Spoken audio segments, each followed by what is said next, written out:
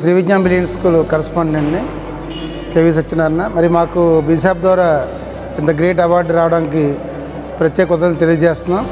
ఈ award achievement అవ్వడానికి మరి ప్రధాన కారణం మా ఉపాధ్యాయ బృందం, అలాగే మా విద్యార్థులు మరియు మా తల్లిదండ్రులు వారు ఇచ్చినటువంటి కోఆపరేషన్కి ప్రత్యేక ధన్యవాదాలండి.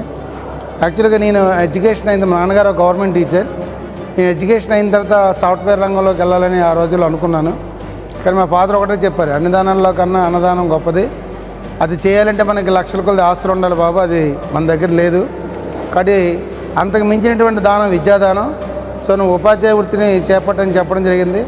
నేను 98కి డిఎస్సిలో క్వాలిఫైడ్, కానీ వెంటనే నాకు పోస్ట్ రాకపోవడంతో 2000లో మరి శ్రీ విజ్ఞాన్ బ్రిలియంట్ స్కూల్ని ఎస్టాబ్లిష్ చేయడం జరిగింది.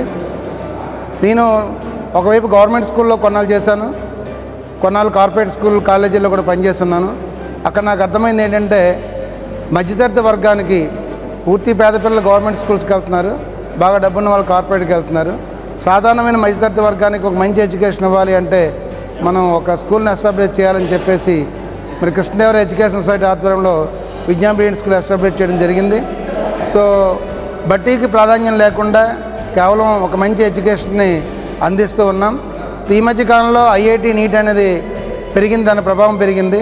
నా పిల్లలు కూడా ఆ స్థాయిలో విద్యను అందించాలంటే మనం ఉచితంగా ఆ కోర్సును అందించాలనే ఉద్దేశంతో మరి ఎన్ఐటి అండ్ నీట్ మీద కూడా మనం 6th క్లాస్ నుంచి 8th క్లాస్కి ఫౌండేషన్ కోర్సు పెట్టాం.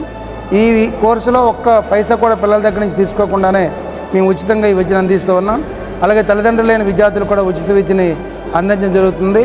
మరియు అనాథ బాలలకు మరియు బ్లైండ్ పీపుల్స్కి సహాయ సహకారాలు అందిస్తూ ఉన్నామండి.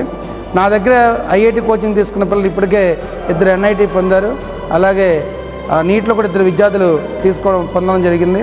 సో ఎంతటి చక్కని సహకరించినటువంటి బీసాప్ వారికి మరి ప్రత్యేక ధన్యవాదాలు తెలియజేస్తున్నాం. Thank you very much.